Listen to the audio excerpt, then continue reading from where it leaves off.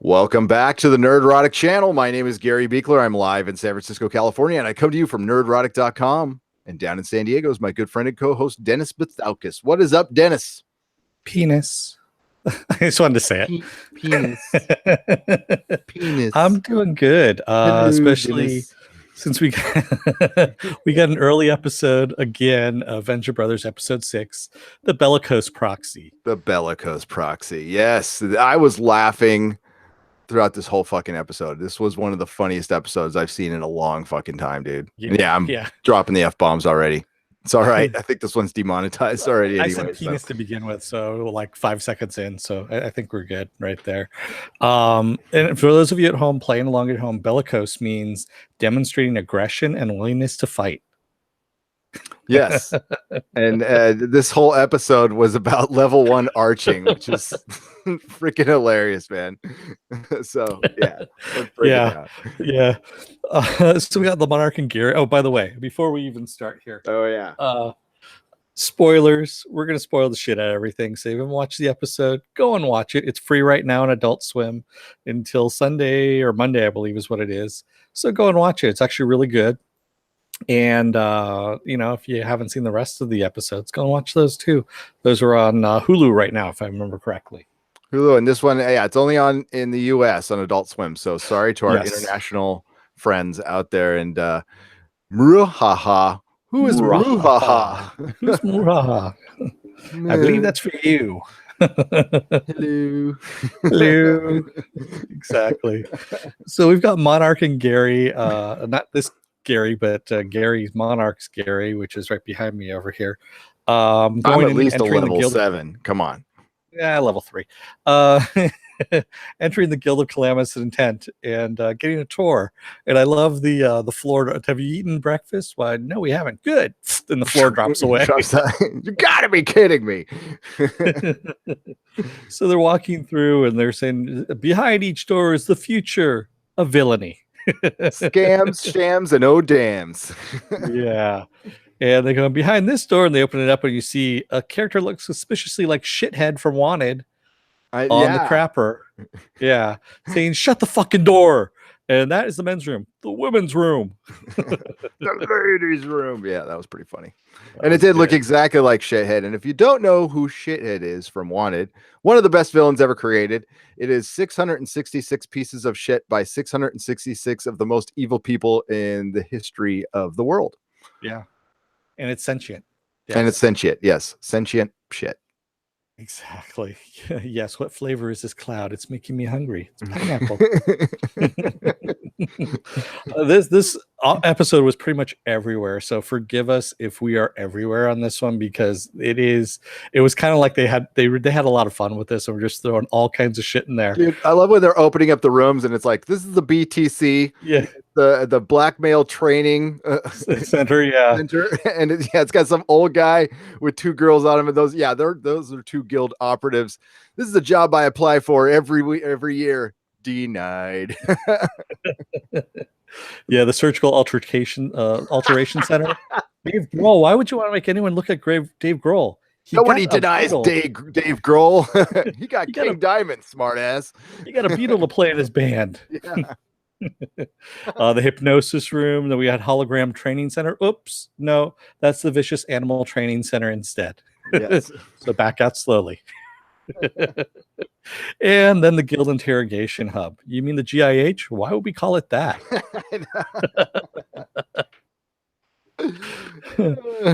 Yeah, just some really good stuff. And I mean, the Monarch is there. Basically, he's trying to build some cred with the guild, even though he's already given that, he's brought in $1 million already. But as you do certain things within the guild, you get more cred. It's kind of like on the job training, if you will. So one of the things he can do is mentor a lesser level villain and help bring them up, like a level 1 villain. And so, of course, the only one that's on there for today's roster is Augustus St. Cloud. And Augustus St. Cloud, who we've seen in, I believe it was season 2, if I'm not mistaken. I probably am. It was during the garage sale episode. So And Gary accidentally switches on the light, and we see behind them there's a two-way glass, or the one-way glass mirror, and S464 is being interrogated by the councilwoman. That is her new name now, is the councilwoman, not Dr. Mrs. the Monarch or she's still Dr. Girlfriend to me. Yeah. She keeps changing her name, and so now she's councilwoman. Hello. Hello, Tim F. And I love, she goes, how she's going to interrogate him or how they're going to torture him. And they're like, we're going to put you in a tub of milk. And if you're hungry, we're going to put some honey in your face. He goes, well, that doesn't sound too bad. She goes, well, then what's going to happen is the milk's going to get sour over time, and you're going to sit in your own excrement and urine, and as you're going to start getting itchy from the milk eating away at your skin, and as you scratch it, it's going to bleed into the milk, and also the feces and the urine is going to get into your skin, and you're going to slowly decompose, and the smell of it's going to make you vomit into your own coffin. And then there's the rats. Okay, we could definitely talk about this. Yes. Yeah. And by the way, yes, I got that one wrong. 464 is probably not who I said it was in the previous episode. It's more likely Manstrong, who was on the Gargantua one, the paper boy. So forgive me, I do make mistakes. And yes, I agree with you. That more than likely is Manstrong with the dome on his head. 464 now. Yeah. And so we end up seeing Monarch and Gary going over to help Augustus St. Cloud. They're meeting him, and they end up on the X2, and he has bought the X2, and they're like, holy crap, he also has a Blue Thunder helicopter. And as Monarch is walking on this, he goes, it's like visiting a house you grew up in and buried a body in the backyard. And then he says, it feels so familiar, though, for some reason. Yeah. Like when they were talking about Roy Scheider, and he's like, yeah, man, remember him in Marathon Man with that six-pack? That was the dad from Jaws. Yeah, love Blue Thunder, by the way. Great freaking movie. Yeah, I love Blue Great Thunder soundtrack to that. Great soundtrack. And so they meet Augustus St. Cloud, and he comes out, hello. And they're like, hi, we're here to meet Augustus St. Cloud. Can you tell them that we're here? He goes, oh, great. I'm getting hazed by my villain buddies. I wore my rubber pants for this.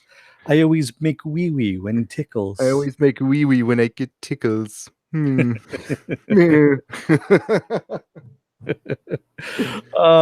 it's just hilarious, and of course Monarch's like, you gotta be fucking kidding me, really? Yeah. So we go back to the Venture Tech building and Ventech building, and Billy's paranoid that he's gonna be killed because he's gotten his scroll of intent, and Doc Ventures walked in, and he's got crawlers and an apple fritter for himself, of course, and a couple crawlers for himself too. Yes. And he's like, that's just a standard scroll of arching. He goes, that's a level 1. There's nothing to be worried about. It's like being scared of a book report. Yeah, written on the Declaration of Independence. Yeah.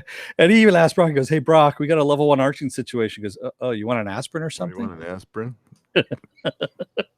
So that's how, easy it is. In the meantime, the councilwoman is talking to S464, and they've come to an agreement that as long as they help him get his girlfriend back, he will, become a double agent with the Peril partnership. And just then, Dr. Z busts in and says, I'm going to make you talk. I'm going to rip your tongue out. I'm going to make it talk. And he's just going off and on. She goes, wait. He goes, wait, is this room 8B? 8C? No. This is 8B. Oh, yeah, he was just about to talk. We just need his girlfriend back. Oh, in that case, makeover. And so we get a makeover montage. And then we all get milkshakes. And they're like, no, not going to happen. So the Venture, Monarch is actually back and talking to Augustus St. Cloud and asking him what his powers are. And powers, I do have lupus, fibromyalgia, and restless leg syndrome. Maybe Gary's like, maybe we can work with the restless leg syndrome. And Monarch's just really pissed off. He goes, don't you have any powers? I have money. I like when he says, I like his albino. He's quiet. He's quiet. You can learn something from him. Learn something from that. And he was marveling at the Sigmund, the sea monster costume. That was pretty cool, actually. Yeah. And so, of course, what does the Monarch do? He orders cloud bombs with laughing gas. And a lightning gun. So we go back to Billy, and Billy's hiding in the bathroom, and Dog Venture wants it. He goes, "Come on, I'm full of crullers, and my stomach's upset. I need to get in." And as soon as he comes out, Brock hits him with a paint gun. He goes, "Danger could be everywhere. You got to have your head on a swivel. You got to be looking around for everything. That could have been a robot. I made a," and of course, Dog Venture talks about his robot that he made, which was from a previous episode, that could have killed him fairly easily. And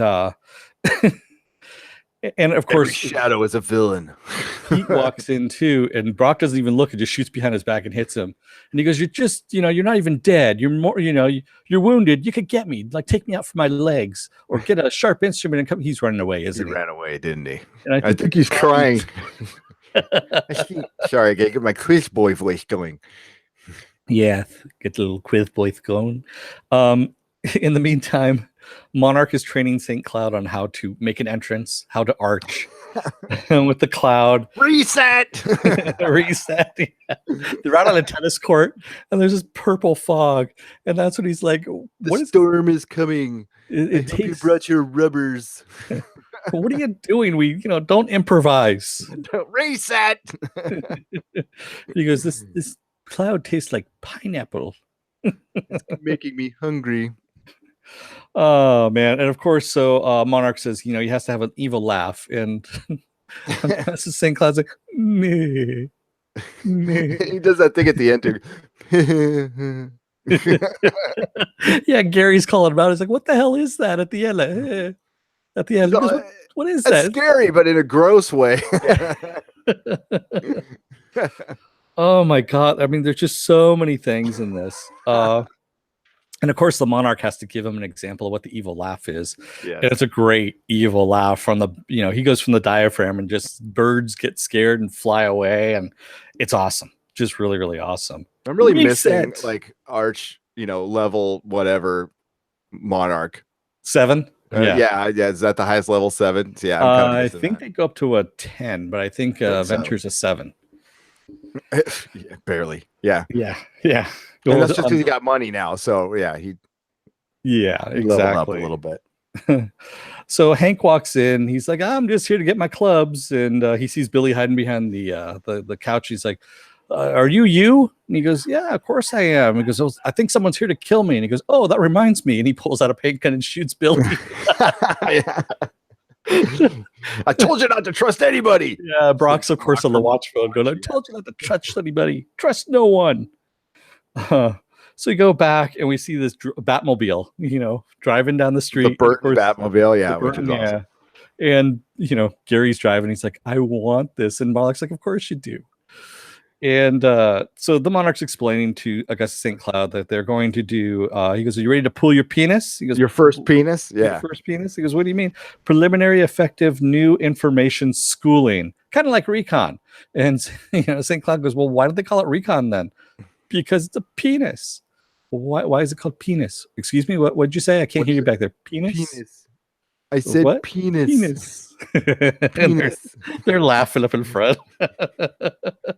The show really does play to the inner 12-year-old. That's it. Does. It's very, very. It's not a bad thing, by the way. It's not, especially with all the episodes that we've had this season. I think this is a good kind of a good catharsis of getting things out. Dude, this show is a catharsis for everything. I mean, considering all the garbage we've had injected to all the stuff we like lately, it's so nice to see this show absolutely untouched.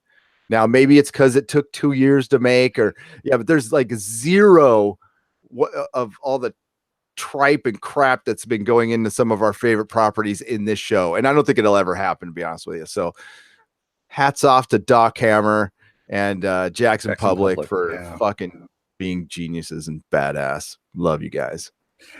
And so we go back and we see the guild breaking into the OSI database because the password was never changed. So they're just kind of waltzing in and finding out who is going to be arching that day. And it's a level 1 arch, of course, with Augustus St. Cloud and Billy Quizboy. And Dr. Girl, or the councilwoman, now says, we're going to upgrade his weapons from a level 1 to a level 6 to get McManus's attention. Exactly. because she's babysitting the level 1 arch. So she is, yeah, she's babysitting him, and I had a feeling, when we saw this thing that so the blue morpho, I was telling Gary beforehand, the blue morpho and Jonas, we saw them in a digital realm, and when they died, I don't think they're dead. I think they've escaped, and I'm kind of thinking they might have been hooked into the mainframe at the time and might be in the guild's computers, because the guild computer is actually fairly large. So we might not have seen the end of Blue Morpho and Jonas Venture. So they're in the Matrix. I mean, they're even in the Matrix because they made it look like the Matrix. Yeah, exactly. Yeah, that whole thing. That's a decent theory. Yeah, they're not gone. They're definitely going to come back. And well, seeing that they were probably in the OSI mainframe, like you just said, and they didn't change their password. So exactly. So we see St. Cloud breaks into Billy's mom's house to break shit up, as he says, and chew bubblegum, but he doesn't have any because he doesn't like the flavor. And he runs into Colonel Gentleman. Listen, Sonny. Yeah, and of course he calls Rose out, and Rose is like, hey, here's your boy's new arch nemesis, and he came in here to break shit up, as he says, and Billy's mom's like, yeah, no, you're gonna be hurting my little boo. Fuck that. She goes, no, if you could take a swing, but you better take me down on the first time, or I'm gonna kick the living shit out of you. Yeah, until my arthritis kicks in. She says, I'll beat you until my arthritis kicks in, and I just took my my Humira. Oh man. Like I said, this show is so good on so many levels. And then we have the Blue Thunder helicopter flying by, and the pilot is wearing the Jaffo helmet, which for those of you who've not seen the movie, Jaffo, JAFO, stands for Just Another Fucking Observer, which is in the movie. Yes. I started laughing when I saw that. I could not believe it when I saw that. That was brilliant. It was awesome. And so it's spraying a purple cloud out, and it has a message that they're coming to get you. Murhaha. What is Murhaha? Yeah, who is Murhaha? No, that's for you. And I know who that is. That's the Monarch. The Monarch spells it that way. And they're like, okay, now it's just become personal. Boys, get your coats. We're going out. Yeah. Oh, man. So Monarch and Gary at this point are giving St. Cloud his new lightning gun. And of course, they put makeup on his face because they don't want all the bruising from the old lady that has beat the shit out of him.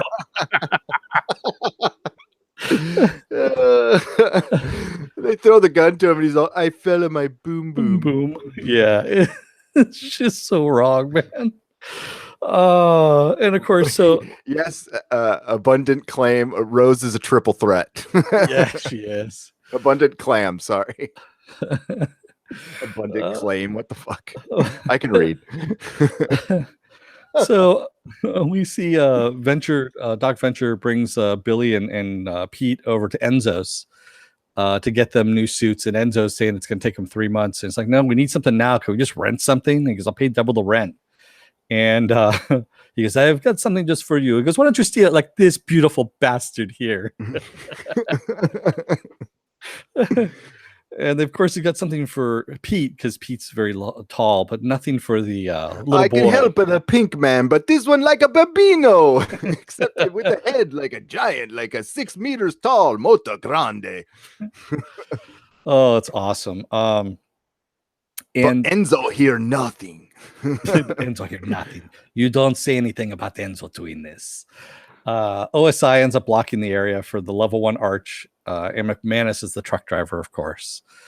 And the councilwoman's out there with S464, and he goes, well, should we go over there? She goes, yeah, in a minute. She goes, I paid $9 for a latte. $9. I'm going to sit here and finish this thing before we head on over.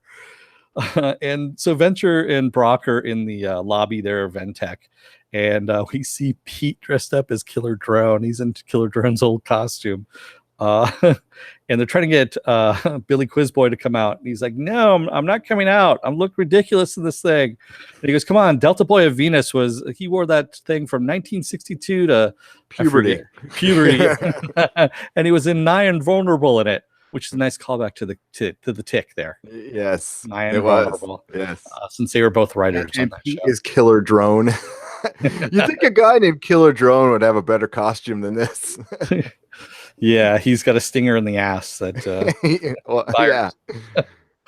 That just yeah. He tells Quiz Boy he looks like a Diet Pepsi because he comes out in like this little space uniform. It looks like a can. It basically looks like a tin can. Yeah, it looks like really funny. Pepsi. And as a matter of fact, Brock brings him out like there's handles on the top, and he carries him out. And Gary's giving him shit outside. He goes, "Yeah, just taking out the trash. Way to go, Venture." Because of course they're both back in their boys there. Yeah, and they got what's the T-shirt? Was that the T-shirt of the week too? I believe it's going to be the T-shirt of the week. The big villain. He goes mentoring little evil. Yeah, I'm so. Which I'm buying. I'm so buying that one too. Yeah. And of course St. Cloud has the big cloud, the big purple cloud. He's playing with his gun. You see lightning shooting up, and it actually takes out one of the statues, which gets McManus's attention, and she walks over to the councilwoman to tell her what's what. And before Billy comes out, he's having a talk with Brock and Doc Venture, and they're like, well, what's this supposed to be about? And he goes, well, basically, you guys trade insults back and forth, you stun each other, then you say how good will always triumph over evil, and Billy's like, does it? Of course not. Of course not. You just got to give a heroic speech. And I love what Quiz Boy was giving Pete shit about his costume. At least I don't look like the girl from the Blind Melon video. Well, she didn't have wings that work and stingers that work. Well, mine don't either, but yeah. Exactly. And so St. Cloud comes out, and Gary's like, good, he came out in front this time. Of course he screws up the monologue when he's don't improvise. Don't improvise, exactly. The storm is coming, and you bring your rubbers. You brought your rubbers. Yes. And you brought your albino. I left mine at home. You don't own an albino.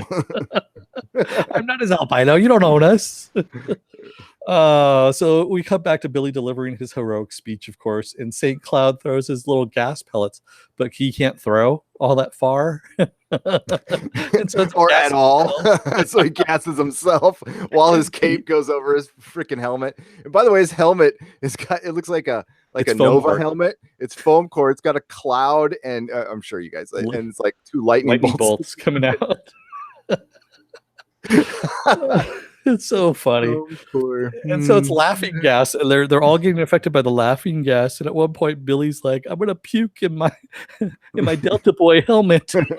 Yeah, he's laughing. And they're all tripping balls right now. Yeah.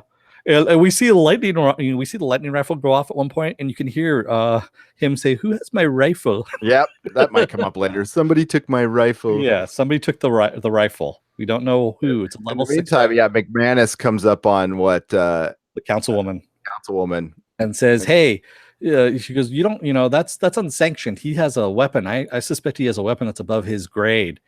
And the councilwoman's like, "Whoa!" She goes, "I'm in charge of this." And she goes, "Who are you?" And she goes, "Who am I? Who am I?"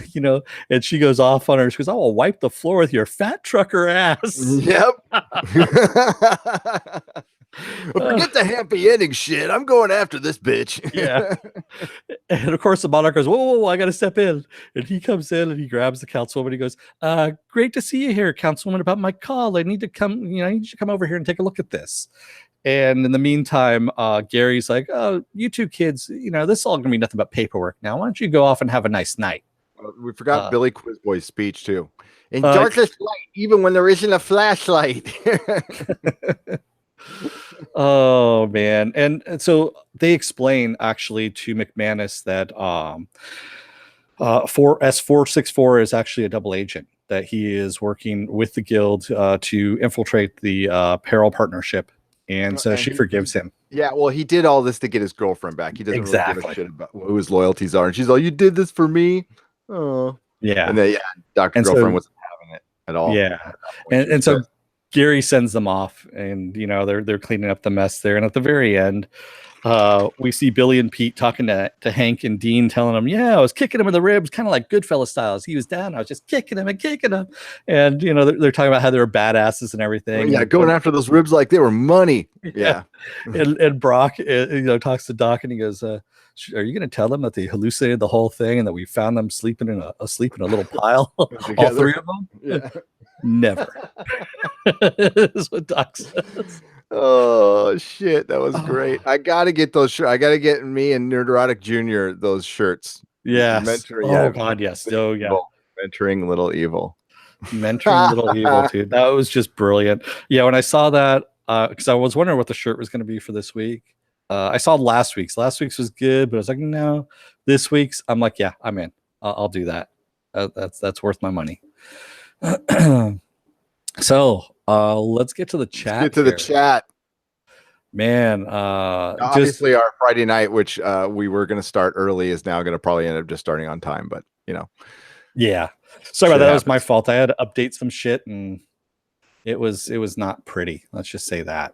And hello, everybody in the chat. How the hell are you? Exactly. So, Carrie Dalton, you did not like this episode, huh? And I believe it's because of the villain. Carrie Dalton says, I think it was season 5 that St. Cloud becomes. I think it was season 5 or season 4. I can't remember which one. I thought he was 6, maybe. Yeah, I get them mixed up. I'm in the process of watching them all over again. Yeah, I have to go back again. Yeah, there has been too many long breaks, and I have slept since then. So yeah. Viking bitches, I love how Councilwoman is the most evil villain in the whole guild. We are the bad guys, gentlemen. Own it. Own it. We're the bad guys. Own it. Yeah, we're the bad guys, gentlemen. Own it. Yes, it's beautiful stuff. Dr. Girlfriend forever to me is what Mary Ashmead says. Fuck yeah, Dr. Girlfriend. And then the rats. I'll talk. Evil will always win because good is dumb. Like Dark Helmet said. Yes. Dark Helmet.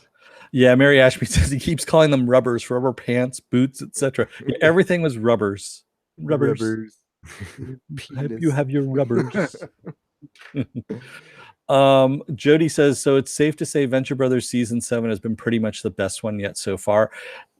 Yeah, season 6 was good, but there was a couple of off episodes, but this one, every single episode. And I think it's just because they've been tying in all the loose ends of everything else, and they've been wrapping things up for a bigger story. You can tell it's heading towards a bigger story. And so they're wrapping up all the really small little loose ends and even bringing in shit that I don't remember, that the small stuff from season 1 and, season 2 and just tying all these things in together. It's beautiful. I mean, it's one of those things. They made this for fans. They definitely made this season for fans. Well, I mean, they started the format of the show used to be pretty much like all the shit that happens in between the big stuff, all between the battles. And they used to drop us in the a middle of stories and stuff, which was great. But it's nice that we're getting this payoff now. Now, I look at this show with total rose-colored glasses. I'm probably kind of a shill for the show, to be honest with you. I don't see us ever criticizing it. No, I love it too much. It's so good to have this, right? It's so fucking refreshing. If you're for some reason just watching us and have not watched the show, watch this show. It is funny on so many levels. It's made for fans. It's made for fandom, comic fans, sci-fi fans, cartoon fans. Even if you even if you didn't read comics or aren't totally into sci-fi, if you watch Saturday morning cartoons and you're around our age, you're digging it's for you. Yeah, exactly. Carrie Dalton says, I choose to believe the milkshake line was a swipe at Marvel. No, I think it was more like one of those girls' nights out kind of thing, or montage. Yeah, but I mean, Carrie, I know what you're talking about, and it did make me think about it. I don't know if it was a swipe or if it was an acknowledgement. But it made me think about it. Isn't it suck though? Now that we some people, milkshake can mean, it has a whole new meaning now. It does. Excuse me. Carrie Dalton. Gary was great in this episode. Yes, he was. Hench for life, man. That's all I'm gonna say. Hench life. Let me see here. We have Doc Venture is a Legacy 7. That's right, Carrie Dalton. Doc Venture is a Legacy 7 because he's inherited all his father's stuff. Absolutely doesn't deserve any of it. No, he doesn't. And you know he's not going to have this money for much longer. So no, he's out of money, especially with Dean writing $1 million check. We already know he's out of money and giving it to the Monarch. So yeah, they're like we said, we know something big is being set up to bring Venture down, and we're going back to the compound. Yes, we are. Let's see here. Jody says, is in relation to Ming Lord, who says he watched 3 seasons in like a week. Wow. Okay, that was a Preacher. Sorry, different show altogether. That's good. Watch Preacher. It's a good show. Yes, he said he was watching it because of us, because of our reviews. Great. I was about to do a video on it possibly being on the bubble, but I heard it probably will get renewed. Nice. So that's the word. Unless the only thing that might get in the way is maybe The Boys, but yeah, it's looking like it'll get renewed. Ming Lord says he's never seen the Venture Brothers, so guess that's up next. Definitely check it out. Yeah. Man. If you are into excuse me, comics at all, superheroes, Johnny Quest, God, what else? Any kind of the 50s, 60s mad science kind of stuff, like the Fun Science, Fantastic Four, all of that stuff is parodied in this. Just lovingly parodied. And it's done so well with such an adult theme. And there's also other stuff that's weaved into it too. It's good storytelling too. And it all comes together in this season 7 here. It's really hard to explain. I never saw in a million years this tying up like this season. And this is, it's still getting away with this show is not politically correct in any way, shape, or form, and that's why I love it. And it still exists, and nobody's giving it shit. I'm sure they haven't found time, and I'm sure they will get to it at some point. But I'll fight them on that because I love this show. And it's also, it also has family. It's about family. It actually has deeper issues in there too within the comedy of it. And so if you want to go that route, you can. It's a many leveled, layered show. Is what it is. Oh, it's made by 2 very intelligent people too. Yes. Very creative, intelligent people that and they've stayed on this show. They haven't gone to do other things which they both certainly could do. Which is interesting. Yeah. I find that very interesting. So they both know Ben Edlund. They both worked with Ben Edlund on the Tick, the animated series, and also on the Fox series, I believe on this series as well. I think they've come in a little bit as well. Actually, they've walked the set, is what they said. So they're friends with him, and they could get work anytime they want in Hollywood with their writing chops. So yeah, Tick season 2 should be coming up pretty soon. February. Nice. Can't wait.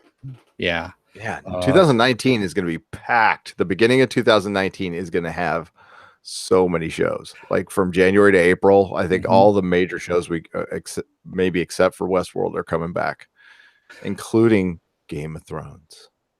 See, Viking Bitch, Viking Bitch says I thought the Milkshakes was also from the Clueless movie, which I was just saying to Carrie that I thought of that too.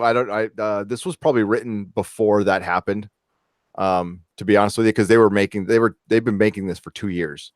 So, but it definitely, I agree with Carrie. It made me think of it. I don't think it was a swipe at Marvel though. Yeah. Ming Lord, Venture Brothers is on Hulu. You can watch all of the episodes on Hulu.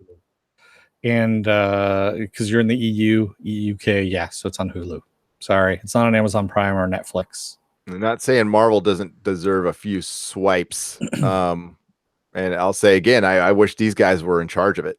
These guys were in charge of Marvel, we wouldn't be having problems. Marvel Comics, I'm talking about. We would be having problems right now. Let's do a couple more chats. Yeah, Carrie Dalton says it's wonderful how this show has evolved from just being a parody of Johnny Quest, similar to other Hanna-Barbera parody shows that came out around the same time. Yeah, there was a slew of them that came out when this first came out back in the early 2000s. And this was the only one that survived relatively untouched and fairly well too.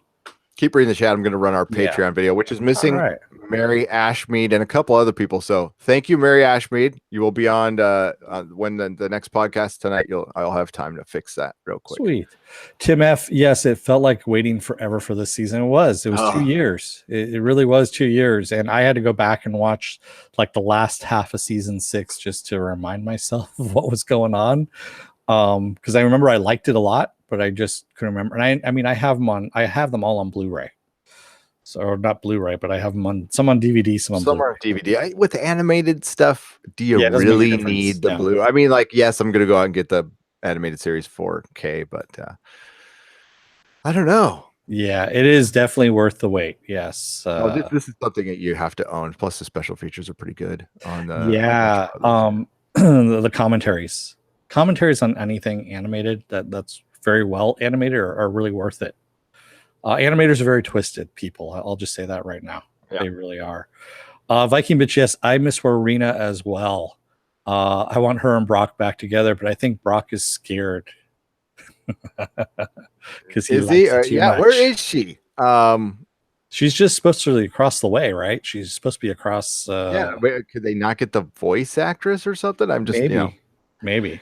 If you've seen a couple things here, this is our Patreon. We give away. We have 3 levels on our Patreon. We have $1 where you could just like a tip jar, and then the second thing you saw is those 3 comics. That's a $5 level, and you get those 3 comics plus exclusive content. And the last thing you saw was a what's in the box, which is like toys, comics, a couple magazines, some tchotchkes that you get for donating $15 a month. And you also get exclusive content. I believe we only have like 1 space left for those, and then we're probably going to have to retire the $15 level at some point. But wow. Yeah, well, I mean, like it's either or keep it going. Or I'm going to have to think of something else to give away. You're also getting T-shirts by the end of the year. So Sweet. If you're $5 level or up, you are getting a free T-shirt with free shipping. So probably losing a couple bucks. That's all right. It all works out in the end. It all works. Especially if you guys are like wearing Nerdrotic shirts, that's kind of cool. It's kind of worth a few bucks in my opinion. So we're gonna wrap this one up because we have a big Friday night show to do. Thank you all for showing up. I want you to thank some people in the chat. Dennis. Yeah, thank you, Tim F, Penn Farm Girl, Ed Brewer, Mary Ashmead, Viking Bitch, Ming Lord, welcome. And thank you for viewing our stuff. We always like having new people in. Mecha Random 42, how's it going? Who is joining us? Mm-hmm. We have a special guest Friday night. Who is Murhaha? Sorry, it still makes me laugh every time. It does. Maybe I should make like a troll account called Who is Murhaha? Thank you, Jody. Oh man, who else do we have in here? Abundant Clam. Thank you, Abundant Clam. And yes, Rose is a triple threat, as Gary said. Slurmy Scott, how's it going? And I know there are a few other people that were in here as well. Morx, how's it going? Carrie Dalton, of course. Pyramid 7, Don U Rubbers. Oh man,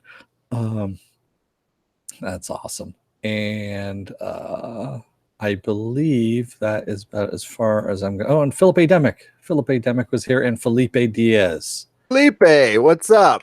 Nice. So if I missed you and you were in the chat, thank you. I scrolled up as far as I could go. And thank you for joining us, everybody. And stick around. We're going to be doing Friday Night Tights in about 15 it'll be about 10, 15 minutes. We're going to start out with a Iron Fist 2 first couple episodes spoiler-free review. Then we're going to bring in Random and Susan for the news. And we're just going to bullshit for a couple 3 hours. Sounds kind of fun, doesn't it? If you're watching this as a video, check out the podcast every Friday night at 8. We go live, and a lot of fun is had. So and remember to like, subscribe. We're also on Facebook too. If you're still on Facebook, there we have a page there. We also have a group there too. The group is actually so you can interact with everybody. Come and join us. We don't bite much. And some actually bite a little bit more than others, but they're okay. And they're safe words. So go ahead and sign up for that and join us and talk there. We've all had our shots. We have. We're also on Instagram. We're also on Twitter. Gary has his Twitter account at Nerdrotics with an S. I have one at DeForce. We also have our main website, which is nerdrotic.com. Come and join us there. You can find all of our podcasts, plus you can find our schedule there as well. So if you ever want to see when we're going to be on, that's where you want to go. Our live schedule is there. And that's also our backup, just in case something ever happens on YouTube. Just go to nerdrotic.com. Yeah. All right, everybody.